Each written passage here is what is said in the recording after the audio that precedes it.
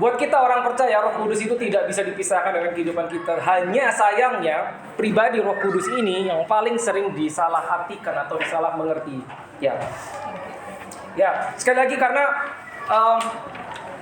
tidak semua orang, ya mungkin saudara jumpai orang Kristen di luar sana juga memahami tentang Roh Kudus. Ya, kalau kita bicara tentang Yesus dari gereja A sampai Z semua tahu Yesus. Ya, Bapa oke, tahu, tapi Roh Kudus beda, gitu loh. Kenapa bisa demikian? Karena image, sekali lagi tentang image. Kalau kita semuanya pasti pernah at least sekali dalam hidup kita melihat film tentang Yesus, cerita tentang Yesus. Jadi kita punya figur lah di mental kita bahwa Yesus itu wajahnya seperti apa. Walaupun itu hanya film. Ya. Nah, pertanyaannya kalau Roh Kudus itu seperti apa? Nah, itu yang menyebabkan yang satu ini pribadi Roh Kudus ini tanda kutip sering disalaharti atau sulit dipahami atau bahkan beberapa orang tidak mengenal pribadi Roh Kudus. Nah, pertama sebelum kita lebih jauh saya mau ingatkan saudara bahwa Holy Spirit atau Roh Kudus ini adalah person. Seorang pribadi, person. Makanya pada saat Yesus menceritakan kepada muridnya tentang janji Bapa, ya. Minggu lalu kita udah bahas sedikit ya. Yohanes 14, Yohanes 15, Yohanes 16. Saya sarankan saudara baca 3 pasal tersebut. Yohanes 14, Yohanes 15, Yohanes 16. Karena pasal tersebut tiga-tiganya tentang pada saat Yesus menceritakan tentang janji Bapa kepada para muridnya sebelum dia disalib. Nah, jelas-jelas di situ dikatakan pada saat Yesus menjelaskan tentang Holy Spirit dikatakan He. Holy Spirit He. Iya, bukan it. Dalam bahasa Inggris bukan it. Nah, itu menjelaskan bahwa Holy Spirit is a person. Now, itu harus kita ingat. Remember, Holy Spirit is a person. Yang namanya person itu punya personality. Jadi saat kita lahir baru, kita menerima Roh Kudus, itu seperti another person dimasukkan ke dalam dirimu. Nah, bayangkan sekarang di dalam kita, inside of you, there is another person. Berarti apa? Another personality dicangkokkan ke dalam kita. Holy Spirit is a person, dia punya personality. Makanya Alkitab berkata, jangan mendukakan Roh Kudus, berarti dia bisa berduka. As simple as that. Ya kan? Jangan mendukakan Roh Kudus berarti dia bisa berduka. Nah, berduka itu kan feeling, personality. Jadi kalau kita tahu kita ada Roh Kudusnya, you are dealing with personality. You are dealing with a person inside of you. Oke, nangkap ya. This is a basic yang saudara harus ingat terus. Nah, saya ambil contoh secara cepat karena waktunya cepat banget, ini pendek sekali ya. Saya ambil contoh begini saudara. Tadi bagus tuh, tadi yang contohnya Pak Freddy. Kalau saudara ketemu orang, saudara ajak ngomong, tapi orang gitu cuek. Mungkin saudara akan berpikir apa? Yang pertama, oh mungkin dia tidak suka dengan saya karena saya ngajak ngomong, dia diam aja. Nangkep ya? Atau mungkin ada hal lain yang pokoknya membuat dia tidak ingin berbicara dengan saya. Wajar seperti itu toh. Ya, tadi contohnya bagus sekali tadi di khotbah ya. Kalau kita ngajak ngomong orang tapi orang itu cuek atau sibuk gitu. Ya. Atau contoh lain, saudara sering bertemu dengan orang atau orang tinggal satu rumah atau bahkan pasanganmu saudara. Tapi kok jarang ngajak ngomong. Ya, mungkin pasangan saudara akan berpikir, kok saya jarang diajak ngomong. Jangan-jangan dia nggak suka sama saya. Now, you have a person inside of you. Pertanyaannya, Kak, diajak ngomong nggak? Holy Spirit diajak ngomong nggak? Ya, this is very important. Jadi ingat, Holy Spirit is a person. Punya personality, punya perasaan, punya pikiran. Gitu loh. Yang seringkali beda dengan perasaan kita, dengan pikiran kita, berbeda dengan kehendak kita. Oke. Nah, sebelum kita masuk tentang bahasan baptisan Roh Kudus, ya, dari minggu lalu kita bicara tentang peranan Roh Kudus. Dan saya ingatkan satu lagi peranan Roh Kudus yang saya belum sempat cover minggu lalu, ya. Itu Efesus 1:13, please anyone dengan cepat Efesus 1:13. Ephesians 1:13, saudara. Efesus 1:13, silakan. and you also were included in Christ when you heard the message of truth, the gospel of your salvation. When you believe, you were marked in Him with the seal, the promise of the Holy Spirit.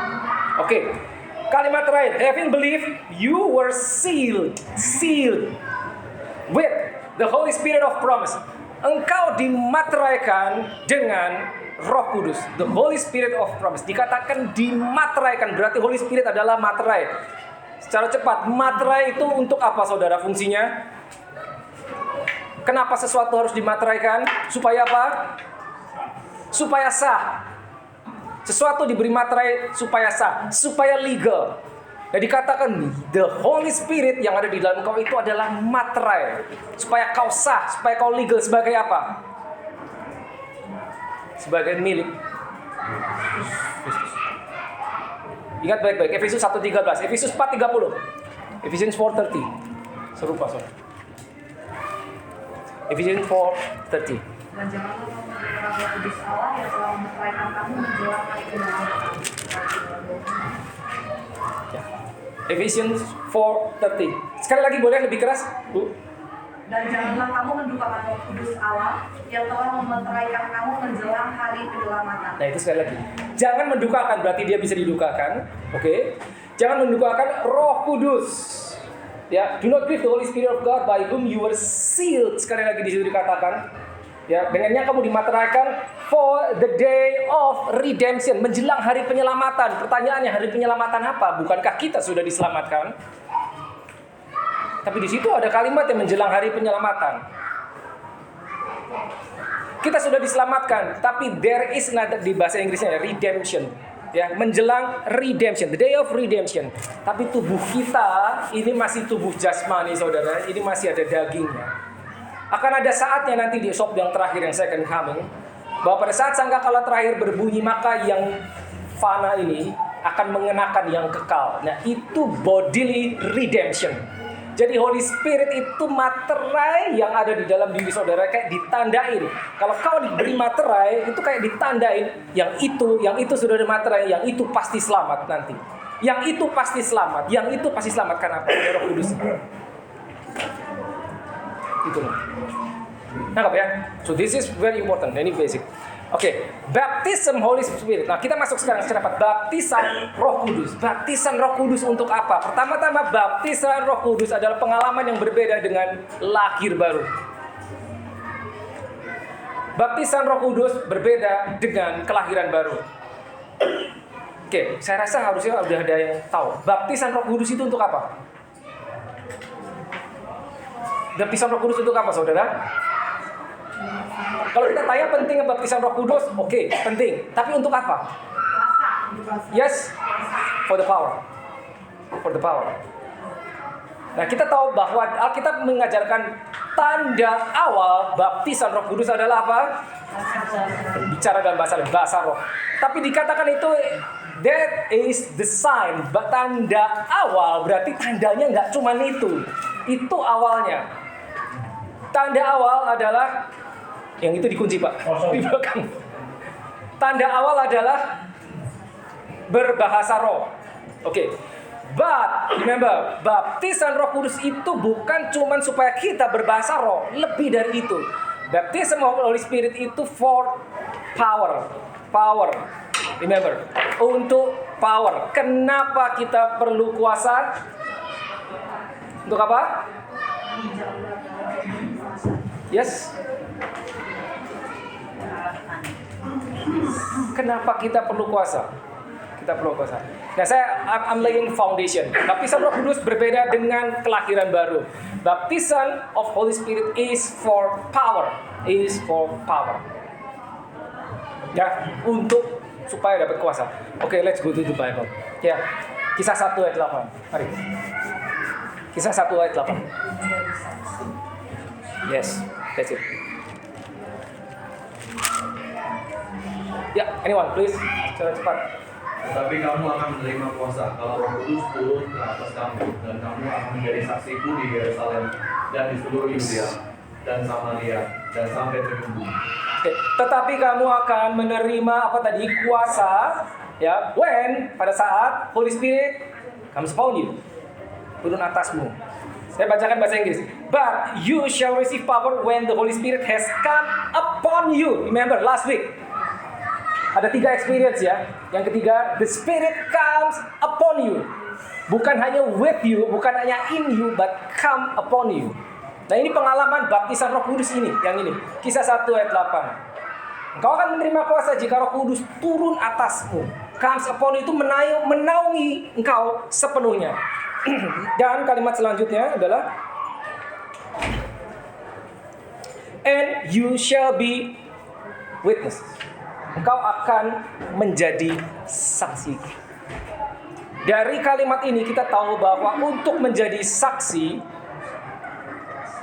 ya, untuk menjadi saksi itu perlu kuasa. Untuk menjadi saksi. Gambarannya gini, saudara. Saksi itu biasa diperlukan di mana? Pengadilan.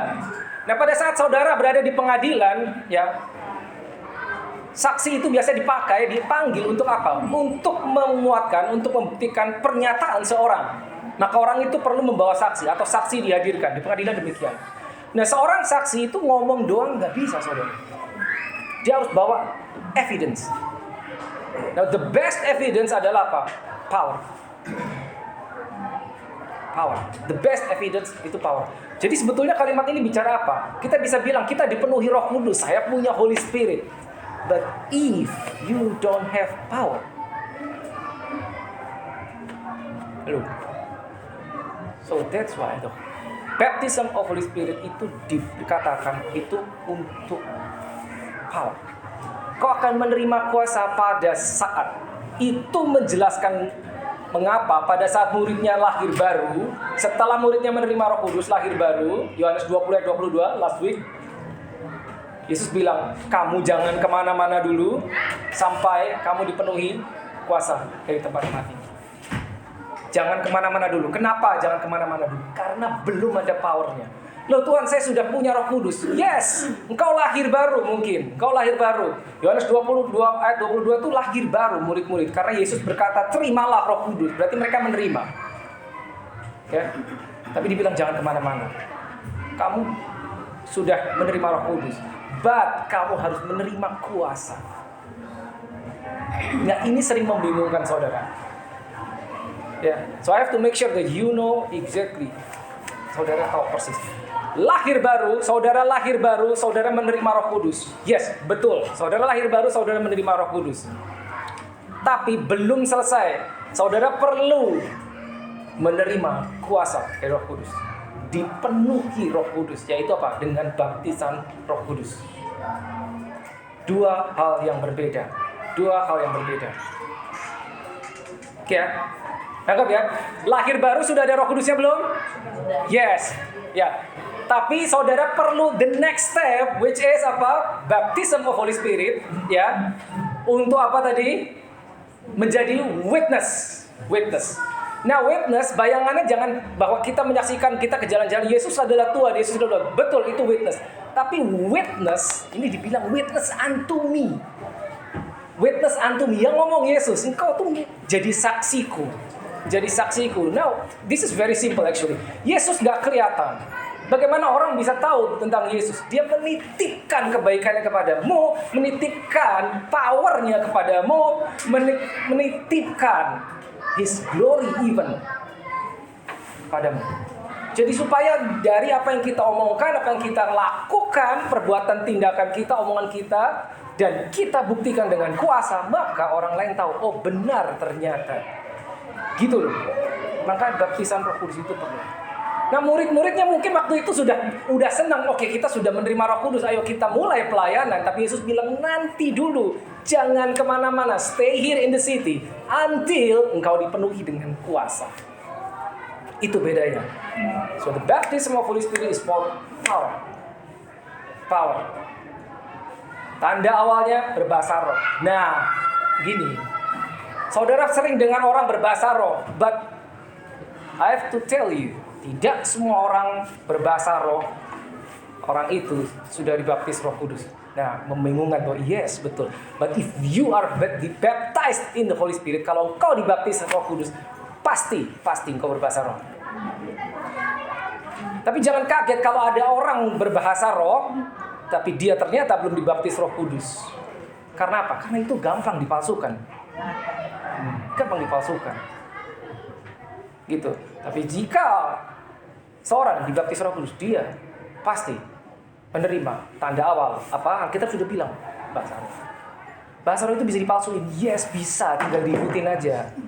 Nah pertanyaannya, taunya dari mana yang asli sama yang palsu? Power. The power. The power. The power.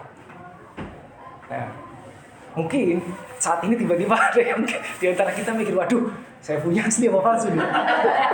Kan gitu kan. Oke, kalau orang ini kalau punya saya asli apa palsu? Mau tahu? Mau tahu? Mau tahu saudara punya asli atau palsu? Kalau saudara mau tahu, nanti kalau saya pelayanan orang sakit ikut saya. And then I will let you do that. Power. Itu yang bedain, saudara. Itu yang membedakan.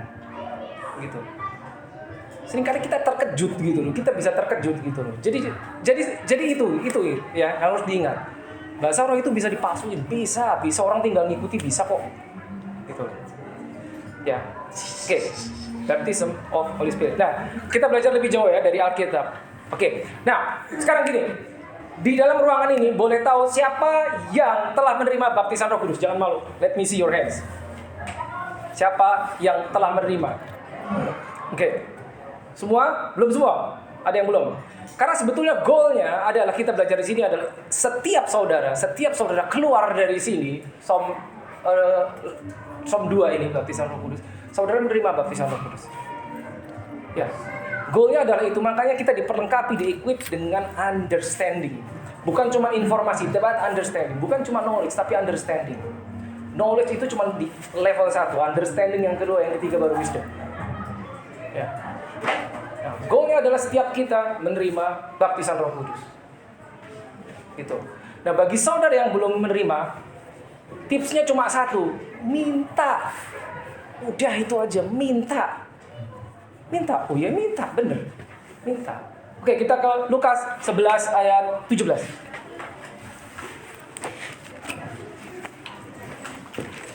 Nah, ini juga sering kali salah arti. Jangan yang sorry. Lukas 11 ayat 13, sorry. Excuse me. Lukas 11 ayat 13. Yes, silakan.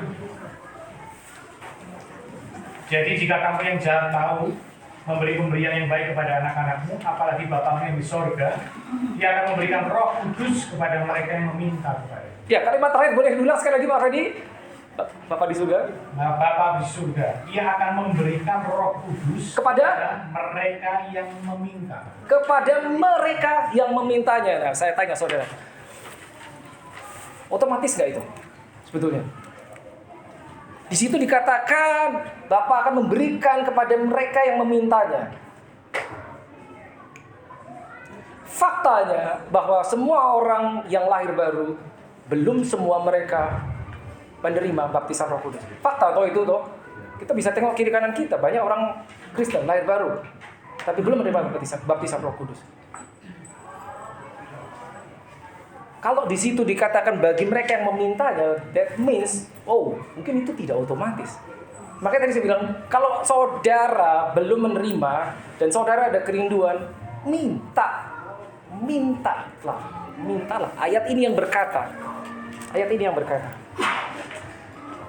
Ya, your heavenly Father, Bapamu di surga, katakan demikian, give you Holy Spirit to those who ask Him.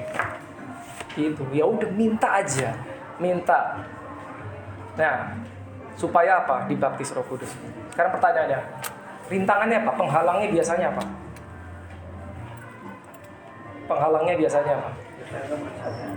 Ya, ini yang ngalangin tuh ini. Logika kita. Nah, saya rasa kalau saudara reflect ke belakang, momen pertama saudara menerima baptisan Roh Kudus, tentunya pengalamannya beda-beda. Ada yang di dalam sebuah KKR rame-rame, angkat tangan tiba-tiba dilawat Roh Kudus sekian banyak orang dan saudara salah satunya, tiba-tiba saudara menerima baptisan Roh Kudus dan berkata-kata dengan bahasa roh. Tapi mungkin ada yang lain experience-nya. Saya pribadi, saya menerima baptisan Roh Kudus saat ada seorang hamba Tuhan menumpangkan tangan atas saya. Saya masih ingat banget. Dia menumpangkan tangan atas saya, seorang yang sederhana, bukan orang terkenal. And he laid his hand on me, and then I fell down. Saya rebah dan sudah berbahasa roh. Gitu. Istri saya beda lagi, dia di dalam tengah-tengah ibadah. Gitu. Saya masih ingat pengalaman saya dulu, sharing sedikit. Saya berdoa ini apa gitu. Karena saya pertama masuk ke sebuah gereja Bethel ya. Wah, semua orang berbahasa roh, and it was amazing. Gitu. Lalu saya mikir, wah ini luar biasa. Bagaimana caranya bisa seperti itu? Saya berdoa sama Tuhan bagaimana. Saya berdoa, saya minta sama Tuhan sampai saya beli buku, cari buku tentang bagaimana menerima bahasa roh. Ya tentunya, ya saudara tahu bukunya saya baca tapi nggak ngerti juga. Ya sampai akhirnya ya momen itu dalam dalam satu momen hamba Tuhan menumpangkan tangan atas saya. Jadi through the laying of hands itu bisa, karena nanti kita lihat di Alkitab memang demikian caranya. Walaupun tidak selalu harus seperti itu. Ya, saya yakin saudara pengalaman pasti beda-beda kan. Ada yang memang ditumpangin tangan, ada yang tidak, gitu. But remember, ya baptisan Roh Kudus itu dari Yesus sendiri. Ya. Oke, jadi sampai titik ini, ya. Saya percaya harusnya semua orang di ruangan ini sudah percaya bahwa there is baptism of Holy Spirit. Ya. Jadi bagaimana dengan baptisan air? Baptisan air sama enggak? Beda, saudara, beda. Kembali ke Kisah 1. Wah, ini ngebut nih. Oke. Ayat 5. Kisah 1 ayat 5. Sebab Yohanes membaptis dengan air, tetapi tidak lama lagi kamu akan dibaptis dengan Roh Kudus. Yes. Sebab ini Yesus yang ngomong, kalimat Yesus, sebab Yohanes membaptis dengan air, tapi tidak lama lagi kamu akan dibaptis dengan Roh Kudus. Kalimat itu menunjukkan bahwa baptisan air berbeda dengan baptisan Roh Kudus. Oke? Karena dibilang Yohanes membaptismu dengan air, tapi tidak lama lagi kau akan dibaptis Roh Kudus. Jadi ada dua jenis baptisan, at least dua. Baptisan air, baptisan Roh Kudus.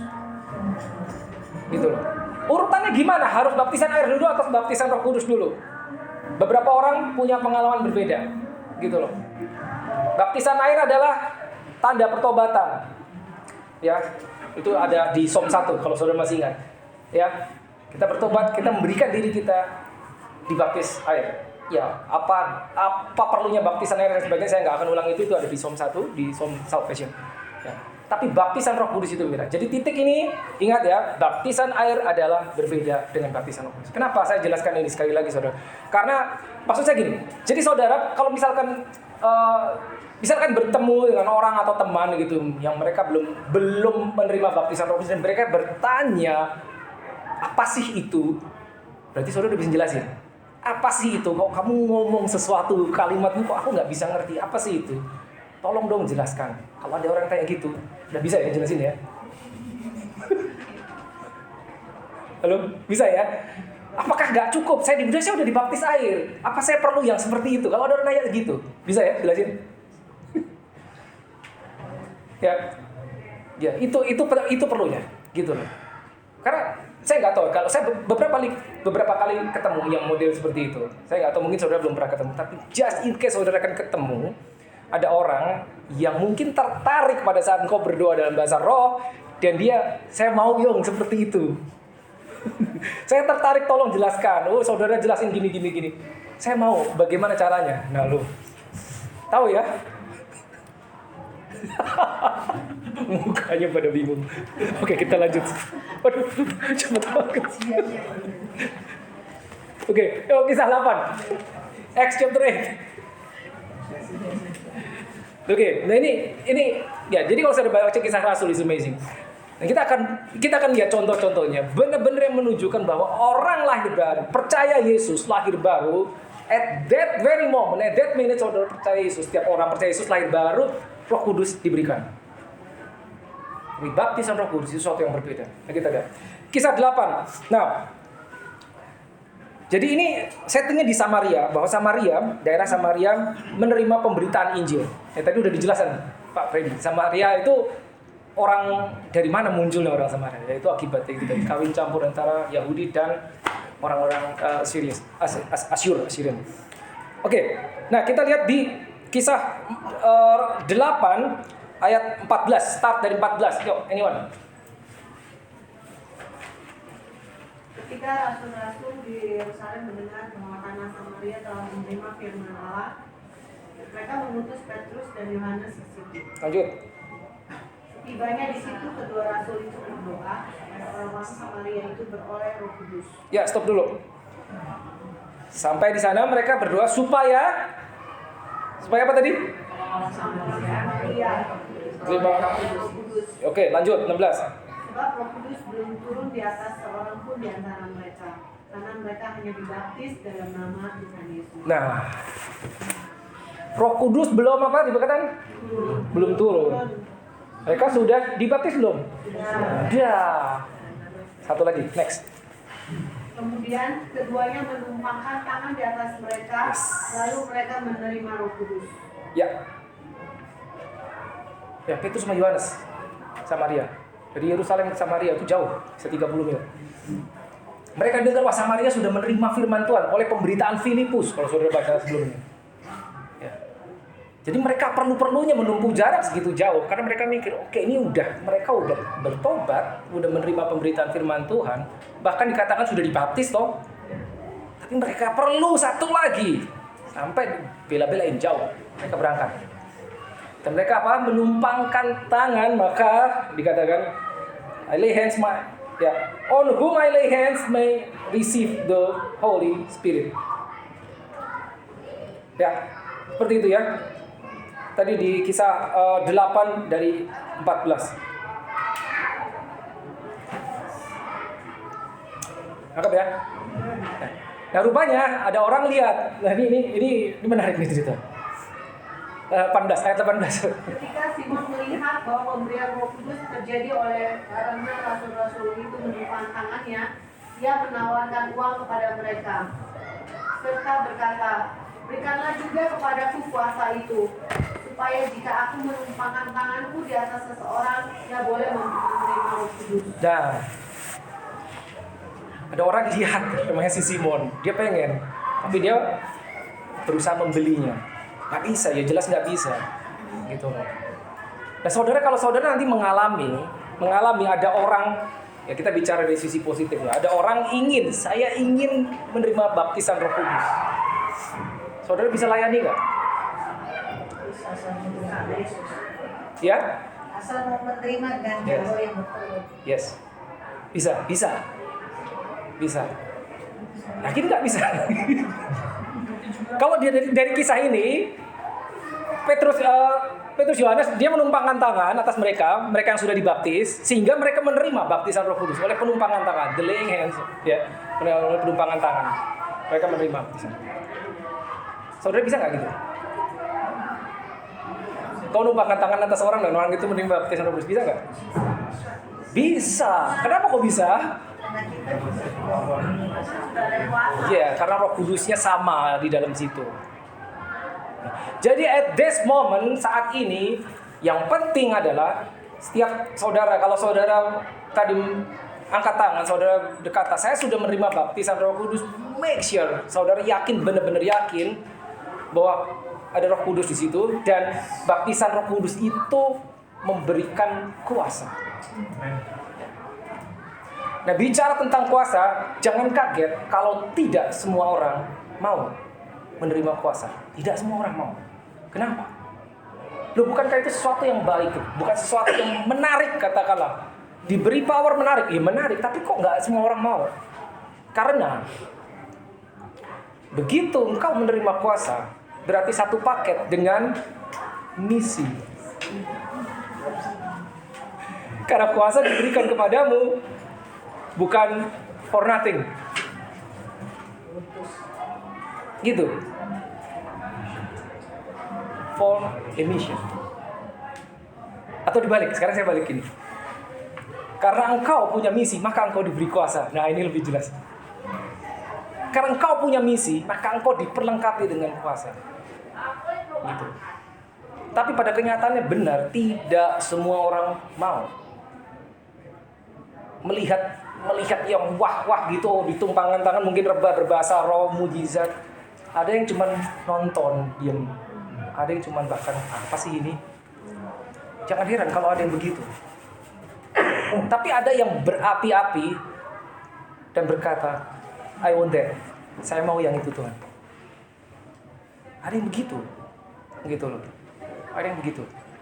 Tapi begitu Roh Kudus diberikan, baptisan Roh Kudus itu berarti you are on a mission. Engkau punya misi. Tadi kan ayatnya bilang, kau akan menerima kuasa supaya jadi apa? Saksi. Nah, sebetulnya kalau kita jujur, ayat itu bukan option. Gitu loh. Semua orang sebetulnya under that scripture. Gitu. Hanya memang ada orang yang memilih, saya nggak mau yang itu.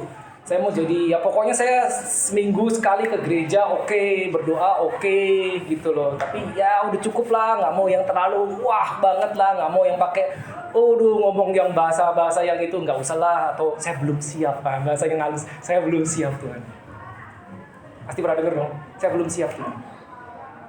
Atau nanti saya siap, saya mau, Tuhan. Tapi sampai saya mengerti dulu, nggak bisa sampai saya mengerti dulu tuh ini.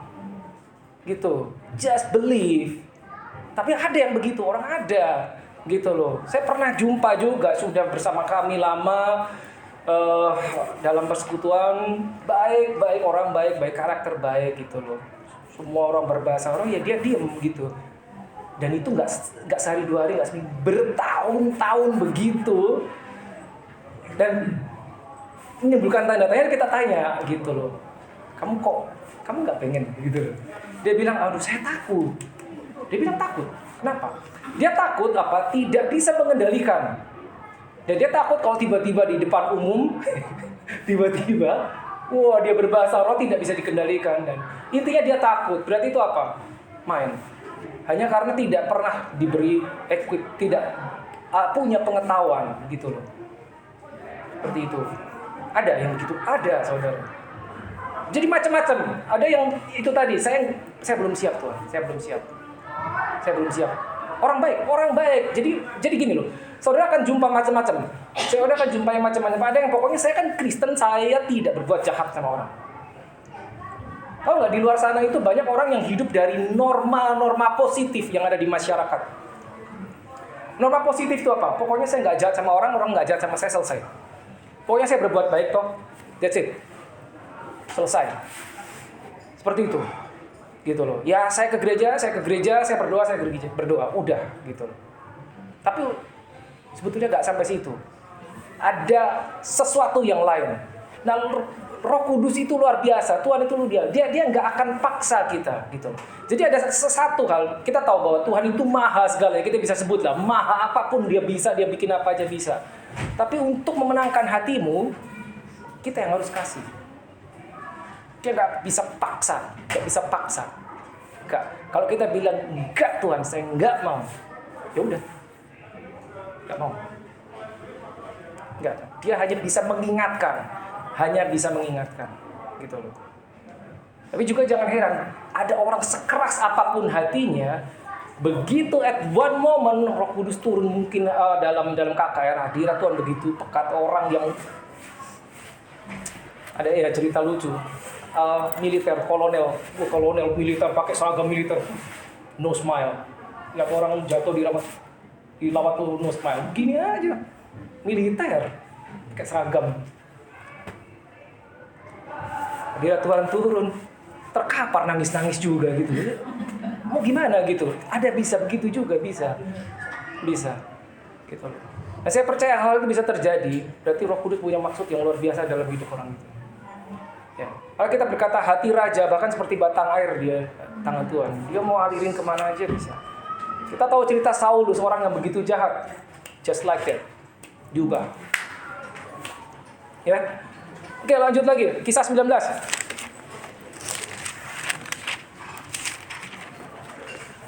Kisah 19. Dari yang ayat 1. Ya, silakan. Ketika Apolos masih di Korintus, Paulus sudah menjelajah daerah-daerah pedalaman dan tiba di Efesus. Di situ didapatinya beberapa orang murid. Ya, stop dulu. Di situ didapatinya apa? Beberapa murid. Berarti mereka orang percaya toh? Karena statusnya adalah disciples, murid. Oke? Lanjut, ayat 2. Katanya kepada mereka, sudahkah kamu menerima Roh Kudus ketika kamu menjadi percaya? Yes. Akan tetapi mereka menjawab dia, belum. Bahkan kami belum pernah mendengar bahwa ada Roh Kudus. Nah, itu sebenarnya aneh. Murid loh, disciples. Jadi si Paulus menjumpai murid. Ya. Si Paulus menjumpai murid. Berarti mereka sudah terima Roh Kudus, betul. Udah disciples. Tapi masih ditanya sama dia. Masih ditanya gitu loh. Kamu sudah menerima Roh Kudus belum? Loh, kok aneh? Ya, ingat ya. Dua hal yang berbeda. Lahir baru, baptism of Holy Spirit. Dua hal yang berbeda. Gitu. Terus jawaban orang itu, kita belum mendengar tentang Roh Kudus. Makanya tadi di awal saya bilang kan, bahwa di beberapa tempat itu Holy Spirit sangat tidak dikenal. Sangat tidak dikenal atau disalahartikan. Banyak orang menganggap kayak Holy Spirit is a feeling environment. Wah, kalau ibadah, wah hadirat Tuhan pekat, terus ada merinding-merinding, oh itu Holy Spirit. No. Bukan. He is a person. Holy Spirit itu person. Jadi yang feeling itu apa yang bisa membuat kita merinding-merinding, rasanya pekat sekali hadirat Tuhan. Ya. Dia bisa memanifestasikan dirinya di dalam apa saja sehingga sampai ke tahap tangible, bisa dirasakan dengan fisik. Tapi dia bukan atmosfer, dia adalah person, bukan atmosfer. Karena kalau dia cuma atmosfer, asap atau apa gitu, itu tidak punya personality. That is Holy Spirit. Ayat selanjutnya boleh? Ayat 3. Lalu kata Paulus kepada mereka, kalau begitu dengan baptisan manakah kamu telah dibaptis? Ya. Dengan baptisan apa? Jawabannya? Dengan baptisan Yohanes. Yes, dengan baptisan Yohanes. Berarti ingat ya, beda. Baptisan air adalah baptisan Yohanes dan baptisan Roh Kudus. Next. Kata Paulus, baptisan Yohanes adalah pembaptisan orang yang telah bertobat. Ya, baptism of repentance, tanda pertobatan. Orang bertobat, percaya pada Tuhan, memberikan dirinya dibaptis air. Next. Dan dia berkata kepada orang banyak bahwa mereka harus percaya kepada dia yang datang kemudian daripadanya, yaitu Yesus. Oke, ayat 64. Ayat berapa? 6. Dan ketika Paulus menumpahkan tangan di atas mereka, turunlah Roh Kudus ke atas mereka, dan mulailah mereka berkata-kata dalam bahasa roh dan bernubuat. Mulailah mereka berkata dalam bahasa roh dan prophesy. Nanti kalau kita sampai di prophesy, amazing. Karena saya akan tunjuk satu-satu saudara dan saya bilang, now you prophesy. Bisa, trust me, bisa. Saudara akan heran, kok bisa ya? Gitu. Because Holy Spirit is a spirit of prophecy. So get ready. Oke, itu menarik. Nanti sampai di situ. The gift of Holy Spirit. 9 gifts. Ya. Salah satunya the gift of prophecy. Ya. Jadi ingat, gini. Kita lahir baru, sekali lagi. Kita lahir baru, terima Roh Kudus. Kita punya Roh Kudus. Saya ulang. Kita lahir baru, percaya Yesus, terima Roh Kudus. Oke. Kita memiliki Roh Kudus. Tapi belum tentu Roh Kudus memiliki kita. Oke. Kita lahir baru, menerima Roh Kudus berarti kita memiliki Roh Kudus. But at that moment belum tentu Roh Kudus memiliki kita. Makanya kalau di Alkitab di King James jelas bahwa Holy Spirit with you untuk apa? Untuk membawa engkau bertobat, menerima Yesus. Setelah terima Yesus berarti Holy Spirit in you. Lahir baru itu, lahir baru. But one more thing. Kau dibaptis Roh Kudus berarti Holy Spirit dari Kisah 1 ayat 8 upon you. Upon you itu dilingkupi sepenuhnya, dikuasai sepenuhnya. Seperti kalau kita minum air di dalam kita, but when you are baptized in the Holy Spirit, engkau nyemplung ke dalam air, ke dalam kolam. Beda ya. Satu air di dalam kita masuk kolam, berarti kita di dalam air. Itulah Holy Spirit upon you, dilingkupi sepenuhnya. Makanya baru kuasanya mengalir. Kalau air masuk ke dalam diri kita ini masih banyak dagingnya, ya. You have to surrender. Kita harus berserah kepada kehendak Dia yang ada di dalam kita, Holy Spirit. Kalau kita mau lihat kuasanya mengalir. John 7:38, please. Wah, habis waktunya. John 7:38.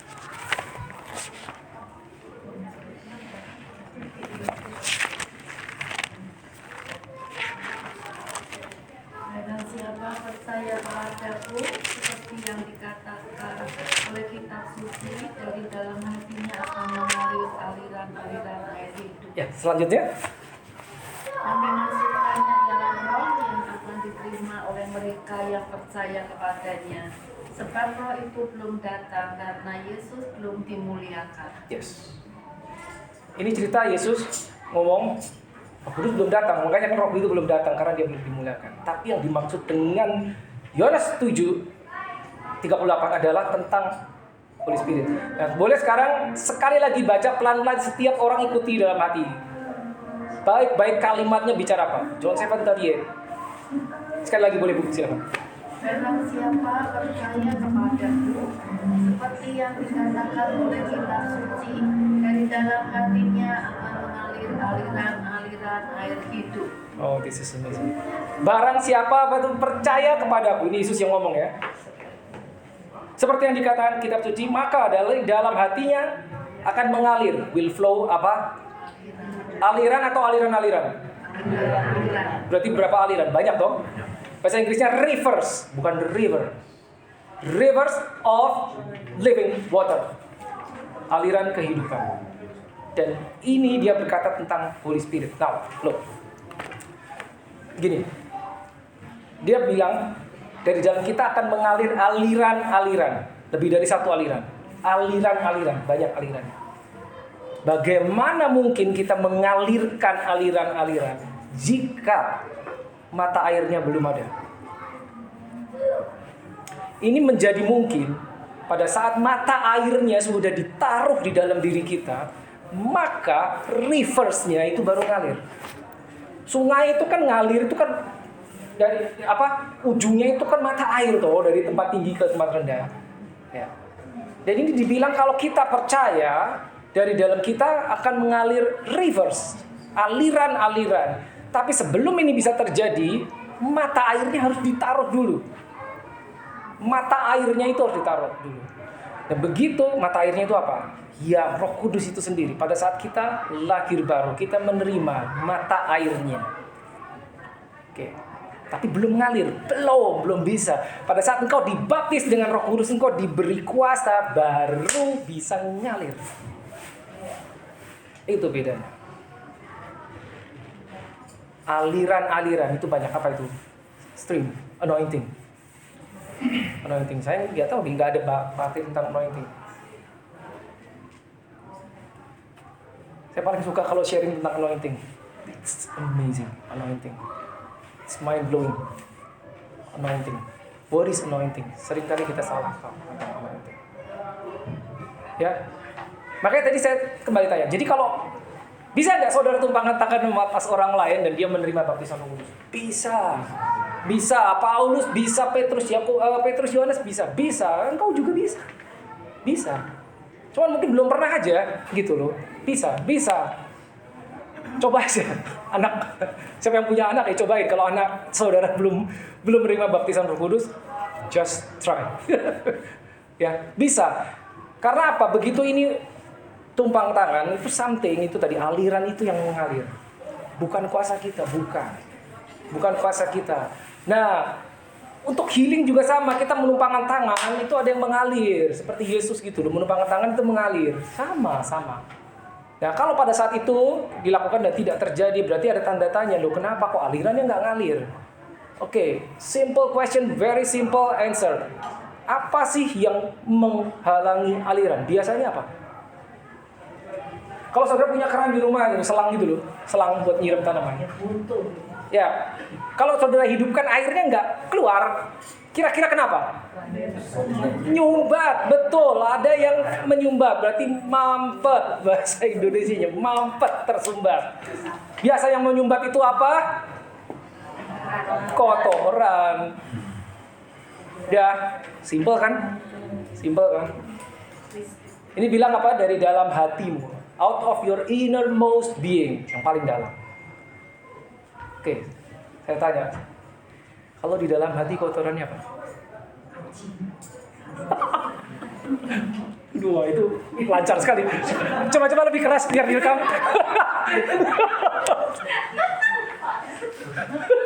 Apa kotorannya di dalam hati itu apa kira-kira? Gak kelihatan loh, gak kelihatan. Apa? Benci. Itu kotoran, benar. Apalagi? Jahat. Apalagi? Iri hati.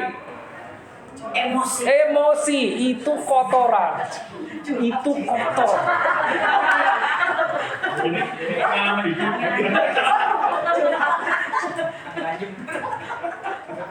Dan seringkali itu nggak terlihat, saudara. Mau kita sembunyiin seberapa dalam pun bisa, nggak kelihatan. Ya, tapi itu akan menyumbat, ya, menghalangi atau menyumbat. Jadi make sure alirannya tidak tersumbat, gitu loh. Kita bisa nggak peduli sama orang, bisa gitu loh. Ada orang di samping kita, orang yang ingin mengenal Tuhan, bisa. Kita nggak peduli, bisa. Tapi apa yang akan kita jawab pada saat kita berhadapan dengan Yesus dan Yesus tanya, kenapa kau diamkan dia? Kenapa kau lewati dia? Kenapa tidak kau bawa dia kepadaku? Padahal ku tahu kau bisa. Kita mau jawab apa? Bayangin saudara. Kenapa bahkan kau halangi dia? Aku telah berikan rohku kepadamu. Kau bisa bawa dia. Bawa. Oke?